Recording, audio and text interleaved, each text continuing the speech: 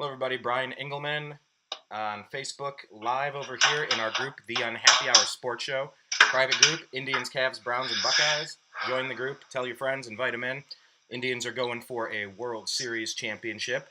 First 1 to 11 wins will take it home. So, rooting for that. You got the Browns, which is always a subject of conversation, even if it's miserable conversation. The clowns or the frowns. I also would have accepted the frowns. And then the Cavaliers are now starting with a new lineup. Tristan Thompson coming off the bench and what it all means. So we're bringing in Zak Baris. If you're watching on this camera, by the way, you're probably on youtube.com/TheNewAmericanMedia. If not, please click subscribe. Add your comments below. We want to continue the conversation. We'll take live questions over here from Greg Moore, Belinda, and anyone else checking in. So, Zach, where do you want to start? You want to start with the Cavs and the We can start with the Browns real quickly. Yesterday I hopped in the elevator last night at about 6:30. Ah, yes. And I walk in the elevator, and my buddy meets me at my apartment. We walk over to Heinen's. We get in the elevator, and guy gets in the elevator. I look at him real closely, and I go, "Oh, it's Josh Gordon." So I can safely say he's 100% back in town. I took a Snapchat of him picking up his daughter in a white Nissan Altima in the valet zone right outside of my apartment building, and watched him walk back into the lobby. 100% confirmation that he is staying in the building. So 100% confirmation too that he is staying in the building. Okay, well that worked out well for Johnny Manziel, didn't it? Manziel lived at the 9. Oh, that's right. You're across the street now. That's right. Yep. Okay, so what do you think that means for Josh, completing his rehab program? I don't know. I don't know if he's here just seeing his daughter and staying at the hotel. I don't know what the situation, but he 100% is in town. I don't know if he's even allowed to meet with team officials. I don't know what's going on. I don't know if he's planning on reapplying for reinstatement. I don't know what it means. If I find out more information, I'll let you know. But all I can do is confirm that he is 100% in Cleveland at the current moment, and he is staying in the building. Gotcha. Yeah, Greg Moore is saying, because I said next door from the 9, or right across from the 9, and he said the 10. So, no, it's not the 10. No. The 10 is actually 1010, which is the other apartment, is the micro units at the 9. It's another apartment on the other side of Heinen's. Oh, okay. So, it actually is 1010 is on the other side of the 9. All right, go figure.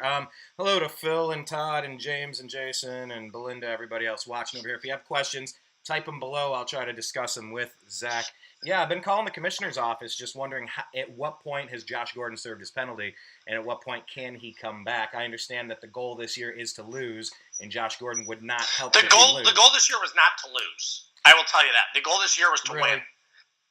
It was at least to win more games, and they don't look like they're even going to win a game at this point. They are so terrible. They just got beat by an 0-3 football team who barely scored a touchdown this year. Andy Dalton crushed them.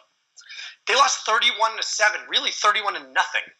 Yeah, they looked good against the Steelers, and that was the last time they looked decent. But they looked terrible against a bad Ravens team who got destroyed by Jacksonville. I mean, the Ravens are bad. The Ravens are a bad football team. And they got destroyed by the Ravens. They got destroyed by the Bengals, and they got destroyed by – I can't even tell you who else they got destroyed by because I don't care anymore. Yeah, I don't really care anymore either. Who did we lose in – and we got beat by the Colts. They crushed us too. A crappy Colts team that just lost by 29 points to the Seahawks the other night. Using their backup quarterback in game 1. Or 31 points. I don't even know what the final was. They were down by 3 or 4 touchdowns at the end. The Browns stink. If Myles Garrett comes back, it's an added bonus, but they're terrible. They're terrible. They don't have really, Jabril Peppers better. You look at Malik Hooker, the guy's probably going to win Defensive Player of the Year or at least win Defensive Rookie of the Year. 3 interceptions already. Browns passed on him. The Browns passed on Deshaun Watson, who is looking like a franchise quarterback. Just put up 57 points in an NFL game. Well, the defense had something to do with that, but still, when you're north of 30. Okay, they passed on Carson Wentz and now Deshaun Watson 2 years in a row. At what point do you guys go and evaluate a proper quarterback at that point? Don't forget the Browns this year could have had Myles Garrett and Malik Hooker. They could have had Mitchell Trubisky. They could have had anything. And instead, the Browns are sitting there. There's a chance they passed on 3 franchise quarterbacks in this draft. Brian. Is it possible Pat Mahomes, Deshaun Watson, and Mitchell Trubisky. There's a chance they passed on 3 elite franchise quarterbacks in this draft, and they're going to be sitting there with Deshaun Kaiser, and I feel bad for Kaiser, but he sits in the pocket too long. He's not ready to play yet. They have 0 receivers. The receivers are dropping balls right and left. Like, literally, these guys couldn't – the only thing these guys can catch is a paycheck. Yeah, and that's the problem with evaluating DeShone Kizer. Kenny Britt, the big offseason signing, locked in for 4 years. What is going on with this guy? Is this Dwayne Bowe 2.0? This is worse than Dwayne Bowe. This is just as bad. I don't know if this is worse. I don't know how much worse it could get. But, I mean, come on. You let Terrell Pryor go. Here's the problem. You let Terrell Pryor leave in free agency. You let Taylor Gabriel leave. You let Willie Snead leave. You let Travis Benjamin leave. You left 4 great receivers on the table. Imagine putting that receiving core out there every week where you had Terrell Pryor as your one, you had Travis Benjamin as your deep threat, who's a damn good receiver, and you had Willie Snead and Taylor Gabriel back there too.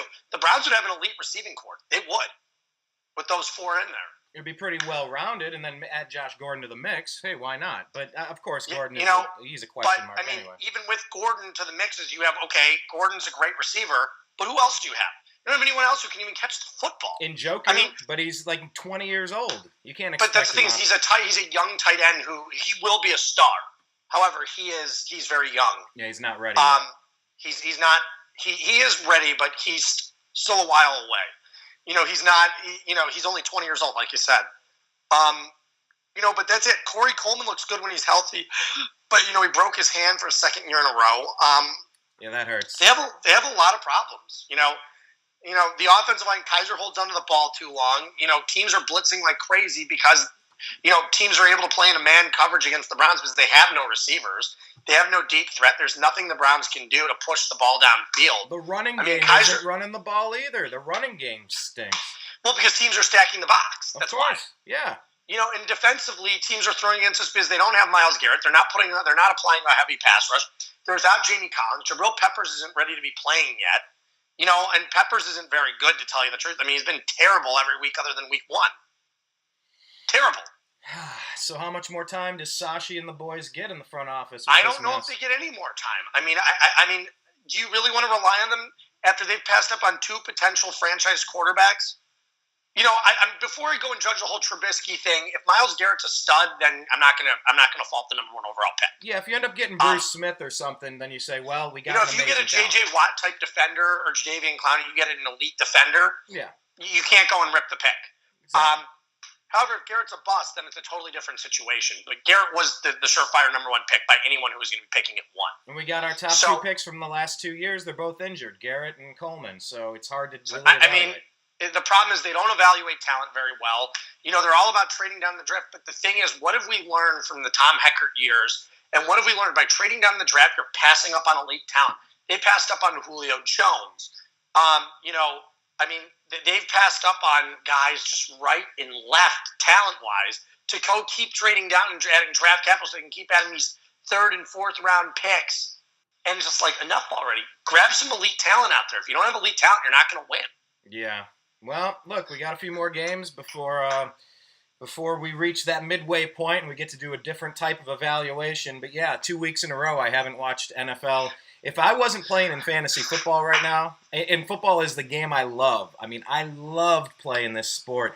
I've been given many reasons why to not care as much. And I'm a guy that flew in for the Browns opener. Game the other day on a Sunday because it had nothing to do with the national anthem process. I just don't care because they suck. Yeah, mine's a little bit more of a mixed bag. I watched the game at home, but I didn't even pay attention. It's hard to care when you're consistently lousy. By the 3rd quarter, I was watching Red Zone. Like, I didn't care anymore. They were so bad. I was only watching for the fantasy football aspect, which the players are now complaining about, apparently.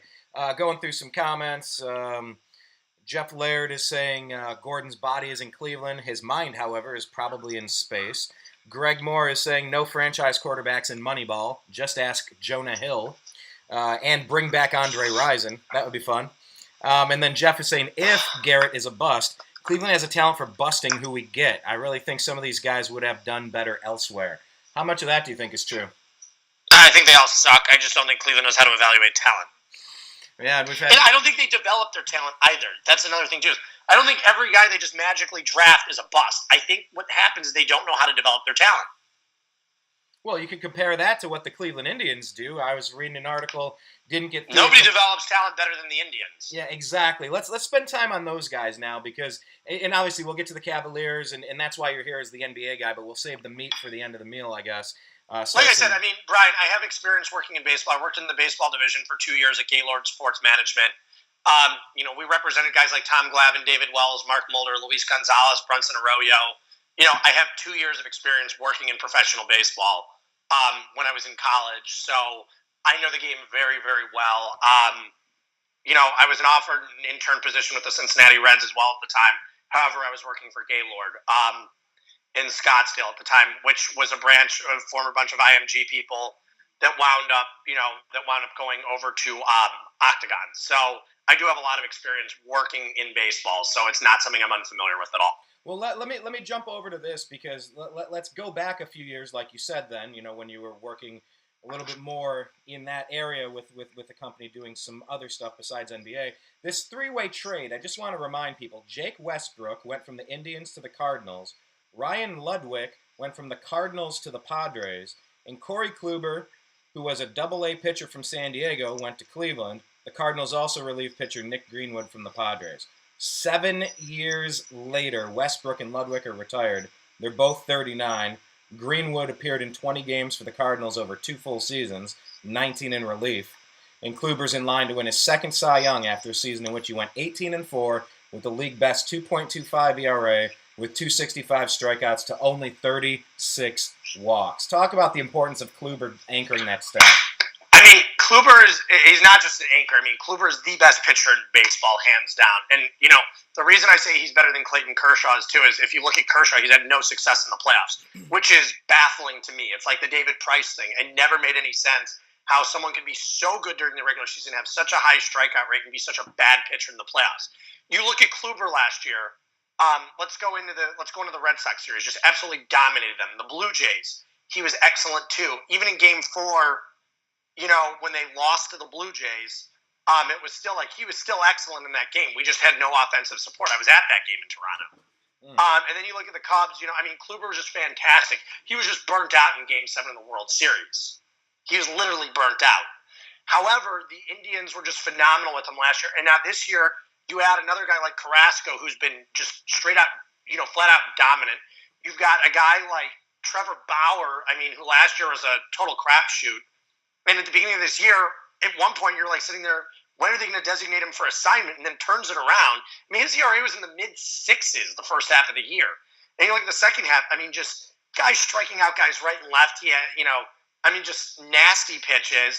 He looks like he finally put the Trevor Bauer that's been the giant head case, finally putting it together, and he looks like a dominant starter. The Indians were the first team in years to have 3 pitchers with 190-plus strikeouts in a season.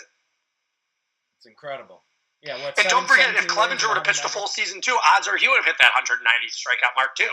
He was averaging 10 Ks for 9 innings. Who was? Mike Clevenger. Yeah, of course. And looking at the pitching staff, how much of this do you credit back to Mickey Callaway and the system that they've installed? I think you really have to credit Callaway. Don't forget, at one point, Kluber was not a top-notch starter. He was not supposed to be. Carlos Carrasco was labeled as a bust at one point. Trevor Bauer, was just a head case. Salazar still has his issues, and even getting what they do out of, and Clevenger, look, they traded Vinny Pistano for Mike Clevenger. That's a win. Vinny Pistano. They've really pieced together this rotation nicely, and they've got a young stud in the minors by the name of Tristan McKenzie, who's another front-of-the-line starter. Who's another power arm. The Indians are loaded up with power arms. You think we'll see McKenzie next year? No, I think he's still 2 years away. Oh, okay. I think we could, but I think it's unlikely just based on, there's no reason to bring him up next year. You're 1 through 5 next year. If you're going with the 5, if you're going with it is Kluber, Carrasco, Bauer, Salazar, and Clevenger, or your top 5 starters. But you always have to have backups just in case you're not healthy. And there you have Josh Tomlin, you have Ryan Merritt, you have guys that are successful at other levels, and and that's the thing. The Indians have that, and that's why they're so efficient. Won 102 games this season. And offensively. Now you're getting Brantley back. You've got Kipnis back, although I'd love to see Kipnis start hitting. You added a dimension, which you didn't have before. The Brantley injury may have been a blessing in disguise because the Indians traded for Jay Bruce, or the Chisenhall injury, you could say. One of the injuries, brought them Jay Bruce, who's been great in an Indians uniform. The Indians have been unstoppable since the Bruce trade. You look at what they've done there. Encarnacion had a fantastic season. His first 2 months were terrible, and you look at his last, over 100 RBIs, close to 40 home runs. Santana was fantastic. Jose Ramirez and Francisco Lindor were just incredible. I mean, the Indians got almost 100 RBIs out of their catchers this year. Between Perez and Gomes, I mean, what started off was another bad season, wound up having a high WAR. Which is wins above replacement. Last year they were negative 4 point something, and this year they were, I think, in the fives together. So they had a great, and defensively, Perez is the best pitch framer in baseball. The Indians' bullpen, other than the Yankees, have the best bullpen in baseball. We have the best starting rotation. The Indians had the best pitching staff of all time this season. This season it was the best pitching staff of all time. In Indians? All time, Brett. Yes. Indians history? Yes, better than the 95 Braves. Whoa.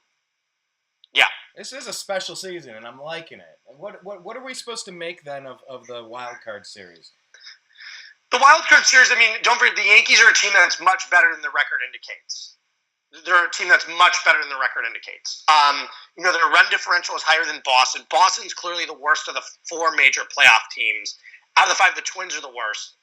But, I mean, if you go and look at the New York Yankees, the 2017 Yankees won. I believe it was, let me see, how many. They won 91 games, but their Pythagorean says that they were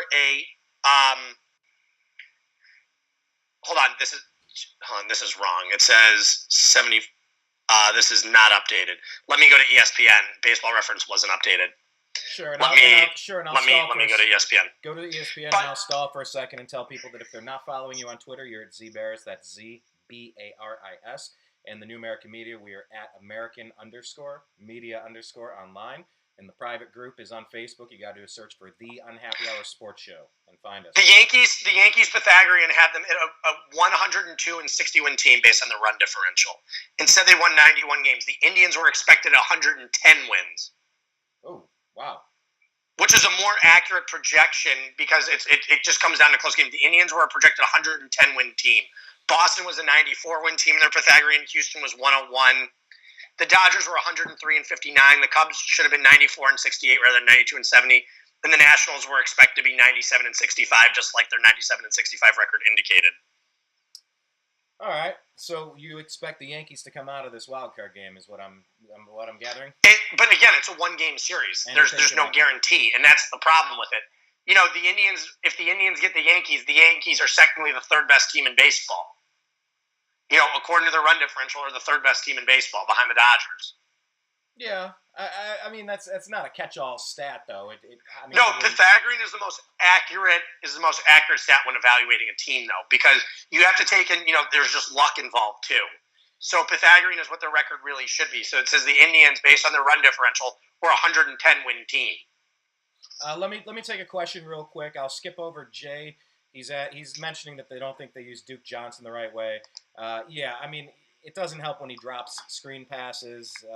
It doesn't help anyway when you can't, when you're sitting there and you can't get past the first line of defenders. Yeah. That's the problem. The offensive line's not making the push. Teams are stacking the box against the Browns.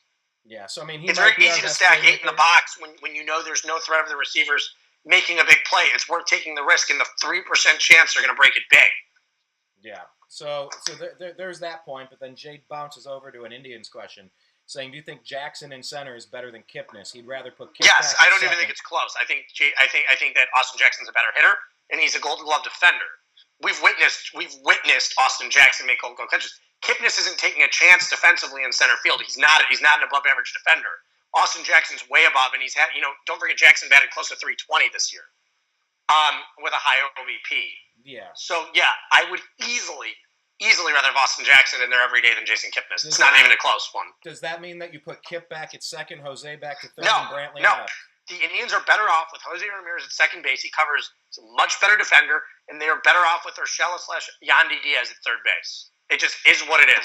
This is a better team without Kipnis on the roster right now, or with him on the bench. They are better off without Kipnis. I mean, but he's a great bench player then. That'd be veteran. Here's the thing. Was Kipnis a great player yet last year? Yes. But Jason Kipnis is not an elite defender. He's a very average second baseman. A year ago, he was above average. This year he was not. He was making errors. He just wasn't that great defensively. There's a reason why Jose Ramirez is so versatile, and he was playing. They moved him to second base. And Urshela is so good defensively. His lack of a bat is still worth having at third base because he's so good defensively. Greg is asking if Corey Snyder will be at the championship parade. Nice question, Greg. Although I do know that Chris McNeil is still planning his. I signed up for the parade this season. Yeah, I'm going to that if they make it this year. I mean, that would be pretty impressive. Going 131 over a 2-year stretch is pretty damn impressive. Yeah, I told him I'd be in. I told him last year I'd help him put it together. That I'd be a part of it. I'd fly back in for it. Yeah, Chris McNeil, one of the funniest guys on Twitter @reflog_18. Eric Sherman is saying Kipnis does need to be on the bench, and Jay is adding that great pitching will always shut down great hitting. I would add to that, especially in the playoffs. There's something unique about the playoffs. And that's the thing that's why you need power arms. You know, there's a reason why Boston last year, people are taking the Red Sox over the Indians. But last year, what did they lack? Power arms. You know, David Price is not a good playoff pitcher, even though he is a power arm. You know, Pomeranz is not a power arm, and either is Rick Porcello, and that's why Porcello had an ERA of 6 this season. He should have never won the Cy Young Award last year. I mean, they were a mirage. When you have power arms and guys that have high strikeout rates, it means people aren't getting on base. And it also allows for less defensive lapses. You know, when you're a ground ball pitcher and you give up a lot of ground balls, some are bound to get through. Yeah, it's true. Fewer are going to get out of the ballpark. It's luck, too. Have a player with a high BABIP, can get balls through. A lot of it's luck. It's just placement. But when you're striking guys out and guys aren't making contact, you're going to be allowing a lot less runs. And that's where, when you're facing a guy like Aaron Judge in the playoffs, I would much rather have a strikeout pitcher on the mound than a ground ball pitcher facing Aaron Judge. Yeah, Greg is adding that the Indians have historically destroyed both Sale and Price. And Verlander, too. Verlander's sitting down there. And they beat Cervino this year, too. Jose Ramirez had 2 home runs off him. They knocked him out of the ballgame in the 3rd inning. So then you would probably say you're picking the Yankees. Anything can happen, but if you had to, you'd I tend to think the Yankees will win tonight. But again, it's a 1 game. All it takes is for Irvin Santana to go out there and pitch 7 strong with no runs, which he's capable of doing. He's a very good starter. And then what about in the National League? In the National League, I'm going to take the Diamondbacks. But again, it's a 1-game playoff. Exactly. Anything can happen. I think the Diamondbacks are a really, really good baseball team. And if I'm the Dodgers, I don't want to be facing the Diamondbacks. I'll tell you that. They didn't. I think when you have guys like Goldschmidt on that team, guys like Greinke, they were a really, really strong ball club. The Diamondbacks. Mm-hmm. All right. Well, it kicks off tonight. We'll see how it goes, but mainly let's shift our focus now to the Cleveland Cavaliers. They had their first, big deal open scrimmage yesterday. What are some of the takeaways with this team, Zach? So, look at it as I think the biggest takeaway is the rotations. Tristan Thompson is going to be coming off the bench. Which does that allow Jay Crowder to start at the 4? Does LeBron start at the 4? Does Wade start? Who are the starters on this team? I think you have to realize. But Kevin Love at center allows the Cavaliers to open it up and with more spacing, which just means their second rotation is going to be very dangerous. Derrick Rose, his speed, he looks like, his speed is back, that he's regained his form from 5 years ago, which is saying something 6 years ago in 2011. If that speed really is back and he can take it to the hole and drive like he did and facilitate an offense, the Cavaliers are going to be built to win it. I'm not saying Derrick Rose is going to be in his 2011 MVP form. That's not what I'm saying. But if he can even put something close to that on there, and be a productive player and he can facilitate and not play revenge ball, then the Cavaliers are going to be fantastic this season. Don't forget, this is the guy, Isaiah Thomas, too, that they have when they're getting him back at the end of December, early January, when he's back. Let's not forget this, that Isaiah Thomas averaged almost 30 points a game last year as the lead scorer in Boston and led them to a 55, left them to an early, they have 53, 54, 55 wins last year. Yeah, the fun part about this is we're putting all together these lineups with Dwayne Wade and Derrick Rose and Kevin Love and Tristan on the bench and all this stuff with Jay Crowder, and we haven't even talked about Isaiah Thomas. He's like the bonus in all of this. And that's the thing is I think the Cavaliers are a lot deeper, and rather than this LeBron LA talk now, you're talking, okay, this is the deepest team he's ever had. This is a team that can compete with the Warriors. This is a team that now has 2 first-round picks next year going into it and can improve this roster even further. That's true. Danny Ainge may have made a trade to set up Boston for the future, but he also set Cleveland up for the future, which was a mistake. Yeah, it gave us some more ammunition to reload for this firefight between us. Here's the thing. He essentially gave the best contract in basketball in Jay Crowder to the Cavaliers, signed it 3 years, I think $21 million left on the deal, 7 per year, which he's a fantastic defensive player. He traded Avery Bradley. The Celtics were a very, very deep team last year. This year they're not very deep at all. They added guys like Aaron Baines, who I'd rather have Kelly Olynyk than. They lost Avery Bradley. They lost Jay Crowder. They lost their 2 best defenders. Which gives them the ability to play Marcus Smart more, Jaylen Brown more, and a guy like Jason Tatum. But I don't think Tatum's a very efficient player. He's not a good three-point shooter, and he takes long two-pointers, which is in today's NBA is not efficient. You need guys who can shoot the three now. You cannot have guys that are crappy three-point shooters that are playing at the 1, 2, 3, or 4 position anymore. You need stretches. Well, that's Dwayne Wade, one of the biggest knocks on him, aside from, being... Wade's a slasher, though, and can get to the hole whenever he wants. Yeah, but he's 35, so he ain't quite the player he used to be. So you need... Right, they also don't need him 35 minutes a night, and nor do they need him to be a key piece as a front-of-the-line starter putting up 25 a game. They don't need that. What they need is a guy who can come and control the bench when LeBron's not on the floor. And you have that in Derrick Rose. You have that in Isaiah Thomas playing. Isaiah Thomas will be a starter when he's back. However, if you have Thomas also controlling the second unit with the point, or a guy like Derrick Rose, and if Derrick Rose is back to what he was, 60% in 2011, then the Cavaliers are going to be a monster. They're going to be blowing away teams by 30 points a night. Because their second unit will be so efficient, you don't have to. You won't lose all that scoring output when LeBron's on the bench. Yeah, we'll never take our foot off the gas pedal. That's something. That's the thing. That killed us. This is a team that replaced Darren Williams. They replaced Darren Williams, Kyrie Irving, with Isaiah Thomas, Derrick Rose, and Derek Williams too. They replaced him with Jeff Green, who was just playing on a $16 million contract. With guys like Jeff Green, Jay Crowder. And don't forget, too, you still have a potentially top 5 pick in the draft. And you talk about the value of that pick going down once you actually get to it. They're at the most value. We'll talk about that. What do you think the chances are we keep it versus move it? I'd like to see how the season plays out. And if the Cavaliers feel they have a legitimate shot against the Warriors, and they can go and acquire a guy who they'll have on the roster for at least a few years, I think they pull the trigger. Here's the thing. If you can go out and Utah decides they want to sell on Rudy Gobert, at what point do you say, okay, we're going to use this trade, we're going to trade Shumpert, we're going to trade Fry, we're going to bring on Gobert's contract, and God forbid LeBron leaves, we have a piece we can build around. Yeah. I don't love it, but at the same time, you're getting a young center who's one of the best centers in the game. He's unbelievable defensively, and who signed for a couple more years. You have the ability to do something like that. And at the same point, LeBron's looking at that roster going, damn. I can't improve in LA. I don't get to play with Russell Westbrook. Yeah, I could play with Lonzo Ball, but I can't play with Russell Westbrook and Lonzo Ball in LA anymore. And Lonzo, don't forget, as good as Lonzo is going to be, he's still going to take a couple years to really be Lonzo Ball. Does LeBron have that kind of time to wait another 3 years until Lonzo Ball's a superstar? No. He wants to compete this year with players that know what's up. And we get exactly the point. We provide that currently. Let me go through some of the questions. Would you say that this is the best bench in basketball? Yes, I do. Okay, so that's from Greg. He's also saying, would you say that Danny Ainge is overrated? No, not necessarily. Don't forget, he built a championship roster. He's essentially the reason why the Big Three in Boston and why the Big Three formed in Miami, so they could take on the Celtics. He's the reason. He's done a great job at the Celtics. He had a good rebuilding effort. Has he drafted particularly well? No. Has Marcus Smart been a superstar? No. Has Jaylen Brown been a superstar? No.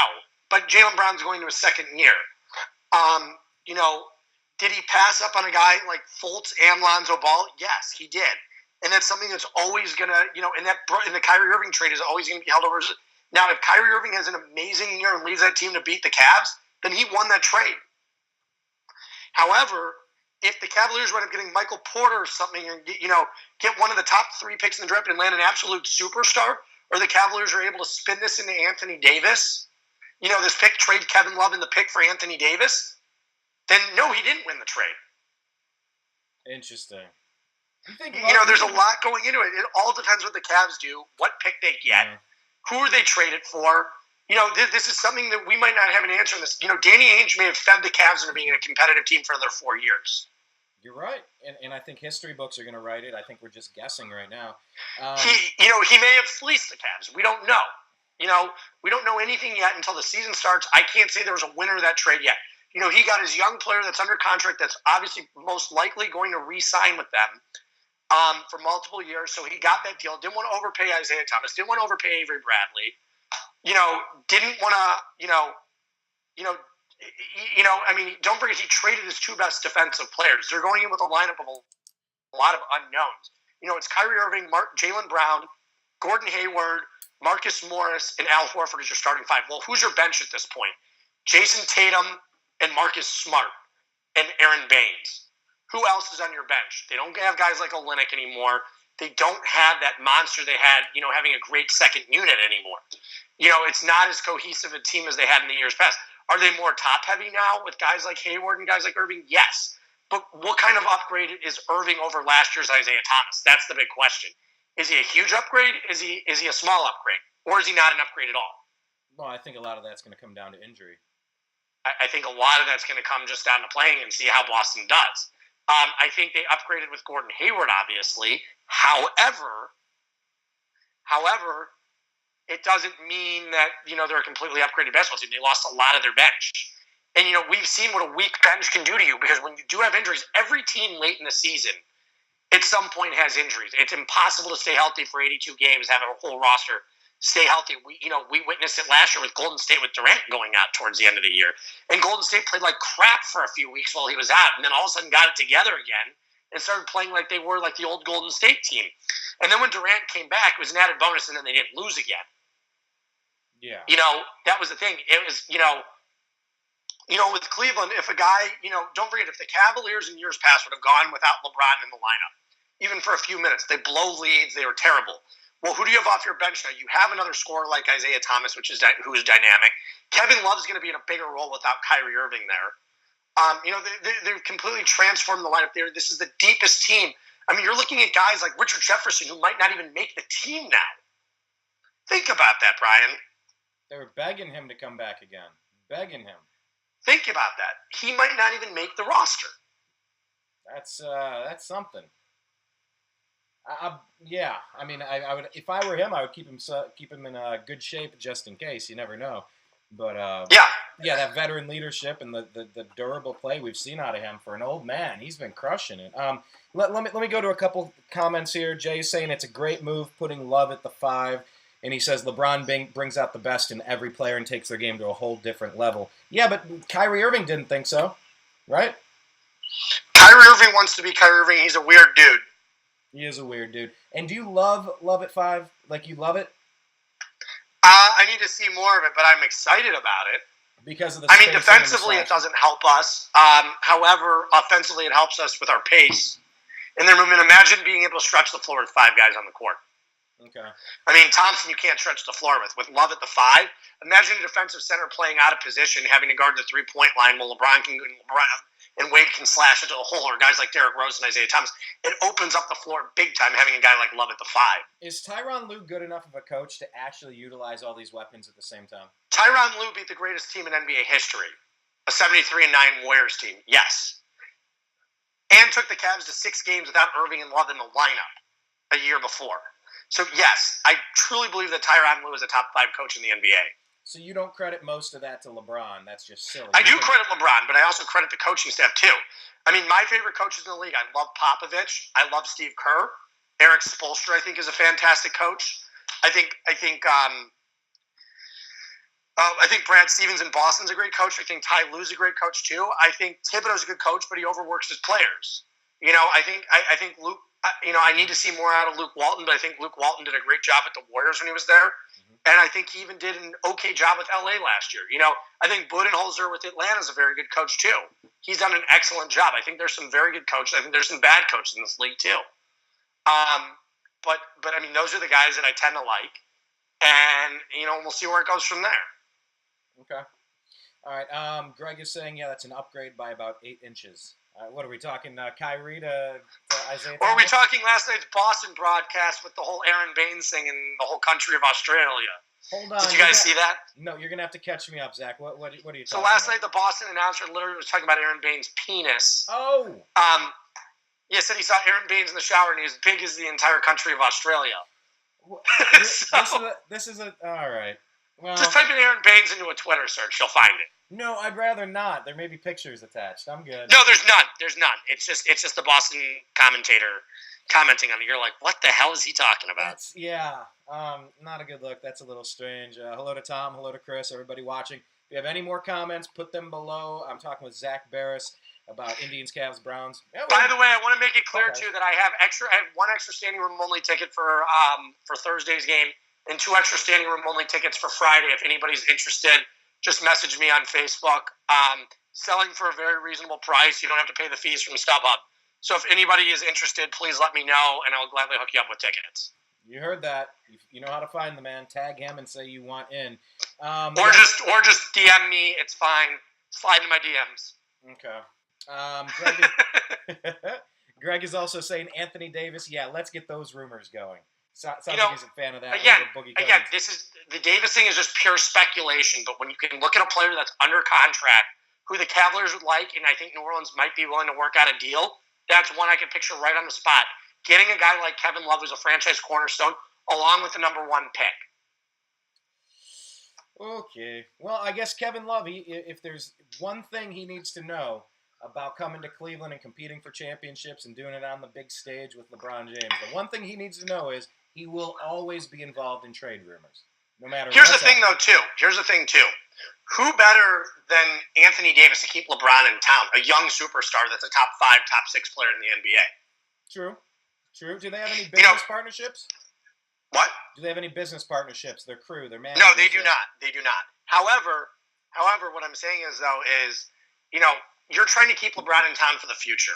God forbid you do lose him, you have a young superstar in Anthony Davis, and you can go and re-sign Isaiah Thomas.